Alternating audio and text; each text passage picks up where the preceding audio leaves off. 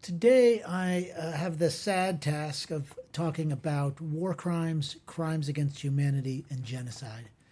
And I'm talking about these things because there's compelling evidence that these things are now going on in Ukraine at the hands of Russia. What I hope to do in this Ukraine explainer is to, without getting too far into the legal details, talk about the distinct concepts of war crimes, crimes against humanity, and genocide, and specifically how they apply to Russia's war in Ukraine. Specifically, I'm referring to pictures coming out of Bucha in one of the suburbs of Kiev that has recently been recaptured from Russian forces. And I've been told by people who I trust, who have contacts in other parts of Ukraine, particularly in eastern Ukraine, that some of the things that have been going on in eastern Ukraine are in fact more widespread and more brutal than what we've seen in Bucha. And to be clear, for those of you who haven't seen the pictures, you may not want to see them, but it's very compelling evidence, and there's a lot of testimony of what's going on. So first of all, war crimes. War crimes is actually a fairly narrow concept of crimes that are committed during war, and so specifically things that are violations of the laws of war. And much of this comes down to the Geneva Conventions that really govern war. And I know that seems like a strange thing that there are rules of war, but there are. So among the important ones as it relates to this are prohibitions on the killing of civilians, and particularly on the deliberate targeting of civilians.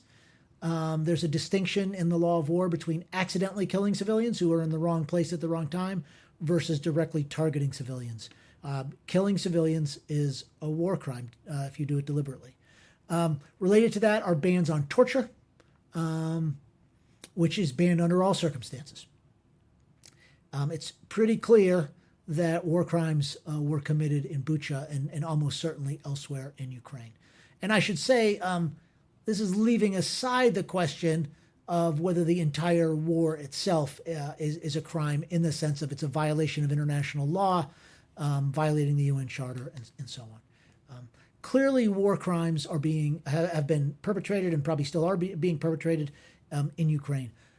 Oftentimes, historically, those prosecuted for war crimes have been fairly low-level people, right? They're the people who actually have done the killing of civilians and the torturing, but that's not necessary, of course.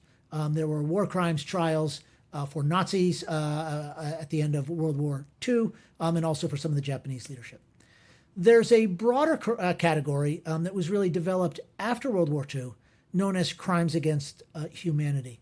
And crimes against humanity is a broader set. It's not specifically about violating the laws of war, and crimes of humanity can be determined, if we want to use that word, not only in war, but in all kinds of circumstances.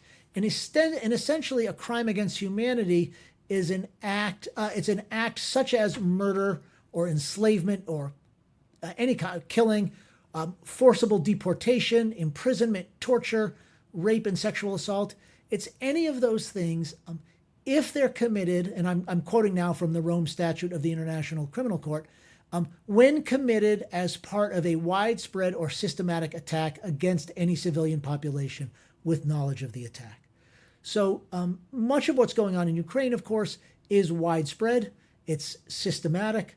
The Russian leadership has said that it's aimed at Ukraine and at Ukrainian people. And so much of what we see in Ukraine, it seems quite clear, would constitute crimes against humanity as well. Now, you often get the claims from senior leadership that all these were rogue soldiers. And in fact, sometimes that's true. But particularly some of the rhetoric that has come out of Moscow and is coming out of Moscow, I think makes it clear that Russian leaders are not only aware of this, but in many cases are promoting it. And I'll come back to that. And then the third category, which is a more far-reaching category, is genocide. And there are multiple definitions of genocide, and there's an important distinction between two of them that I want to get to. Raphael Lemkin, who invented the concept of genocide and the definition of genocide and applied it to the Holocaust and World War II, basically focused on genocide as the attempt to eliminate a people as a people. And he said, and I'm paraphrasing, of course, he said that this could happen not only by killing people or by spreading them out and deporting them, but also by essentially denying their right to exist as a people. And however, largely at Soviet insistence, and this has been documented, largely at Soviet insistence, when the Genocide Convention was developed after World War II, Lemkin's definition was narrowed to basically narrow it to actually sort of killing or deporting or imprisoning people, leaving out this broader category of sort of trying to deny the existence of a group of people. And of course, the reason the Soviet did this is that they had already been accused, right, of trying to wipe out the Ukrainian population, and not only by killing people through starvation and imprisonment, but by denying the existence of a distinct Ukrainian people. So under Lemkin's definition of genocide, that would qualify as genocide, whereas under the narrower definition that was accepted into the Genocide Convention, it probably wouldn't. That is to say, only actually trying to physically annihilate the group it counts as genocide under that narrower definition. Well, why does this all matter? As far as genocide, it matters in part because of what we're seeing in Ukraine, and because under the Genocide Convention, the rest of the states of the world are obligated to intervene to prevent genocide. This was part of the notion of never again after World War II. It's not enough to identify genocide and stand by. Once genocide is identified, there's an obligation to do something about it. This is one of the reasons why in the 1990s, the Clinton administration in the United States really avoided calling what was going on in Rwanda a genocide, and it was a genocide. Everybody agrees on that now. But the Clinton administration wanted to avoid using the word because they didn't want to be compelled to intervene, because they didn't want to intervene. And we'll come back to that. So genocide compels external intervention. Well, speaking on genocide, then, we get to some of the statements about intent coming from Russian leaders.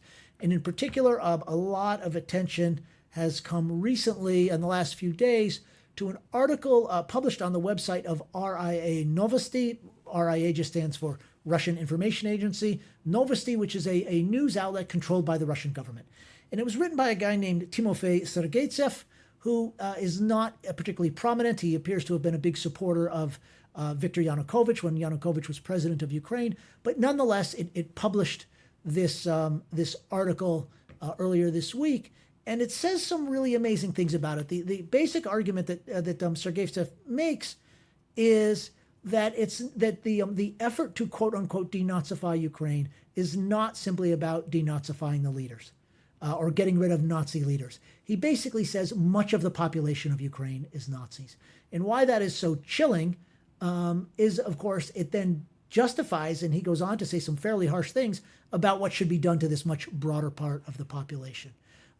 And so in Sergeytsev's writings, you get both what's an incitement to genocide, but also the evidence that the Russian government is supporting this because they certainly control the place where this is getting published, and it wouldn't be published if they didn't approve it. So what kinds of things does he say in this article? Well, he says this is not one of those cases where it's good people with bad leaders. He says, no, that's not what this is. He says there's a lot of bad people in Ukraine, and he goes on to call them Nazis over and over again. He uses phrases like the bulk of the population. That's a direct quote, at least from an English translation. The bulk of the population, a significant number of the population. And then he goes on to say, well, what needs to be done to these people? And he says re-education through ideological repression. And he says that the people in all different variants of the Ukrainian armed forces, including the National Guard, volunteer battalions, he basically says they all need to be exterminated. So as horrified as we were about this war 6 weeks ago when it started, it just keeps on going from bad to worse. This is no longer, 6 weeks ago we were talking about a sort of imperialist war about recreating the Russian Empire. It's quite clear now, in both in the acts of the Russian forces on the ground and in the rhetoric of Russian leaders and less important people being given publication space by Russian leaders, that this is a much further reaching kind of aggression. It really is an attempt to eliminate the Ukrainian people as a people, to deny their existence, and essentially it seems to kill and repress those who resist that denial. That is almost the very definition of genocide, and that does create an obligation. It's also worth pointing out a statement by Dmitry Medvedev, the former prime minister and former president of Russia, and still a very close ally of Putin, who talked about the mission of this war this week, and talked about basically restructuring security in Europe. And he used this phrase, from Lisbon to Vladivostok, right? Vladivostok, of course, being the far eastern end of the Eurasian landmass on the Pacific coast, sort of out towards Korea and looking towards Alaska, all the way across right to the Atlantic coast in Lisbon. And this phrase from Lisbon to Vladivostok has been used previously, actually by Western leaders, talking about this notion of a Europe that would be whole and free. Well, what's really ominous now is that Russia is now saying it wants to extend its version of the European order all the way as far as Vladivostok. And again, to those who hoped that maybe this was really just about Ukraine, and I have to say, I still think it's almost entirely about Ukraine, but there have been now more and more references to Poland, and now we see Medvedev talking about Lisbon. It's clear that this war, even as we regard Russia as having not done very well in this war so far, the rhetoric is actually amping up and the ambitions seem to be increasing, not decreasing, even as they say things about redeploying troops away from Kiev.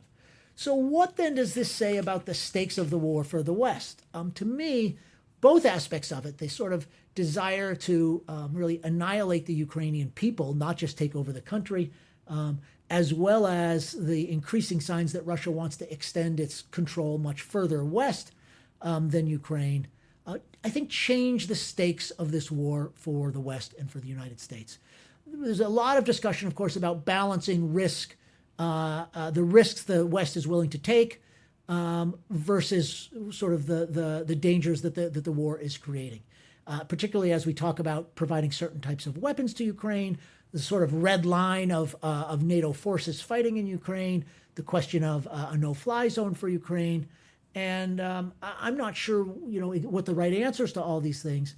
But what I'm suggesting is that as it's becoming clear that the threat is a much bigger threat, wider geographically and deeper in terms of the kinds of things Russia is talking about doing, a much bigger threat than we saw even 3 or 4 weeks ago, that it makes sense then that the amount of risk and cost the West is willing to bear in order to stop that from coming to pass also ought to go up. Or to put it slightly differently, with these recent developments, both the physical violence against innocent people and the justification of that violence and the encouragement of that violence and the sense that we want to take this far beyond Ukraine, I think really highlights what's at stake for the rest of the world if Russia is somehow allowed to win this war in any meaningful way. And so it's a very sad time for Ukraine, a continuing sad time. But it's really even more so than a few weeks ago. It's a massive test of the West. And it will be interesting to see and perhaps hopeful to see or perhaps tragic to see what the West does in response.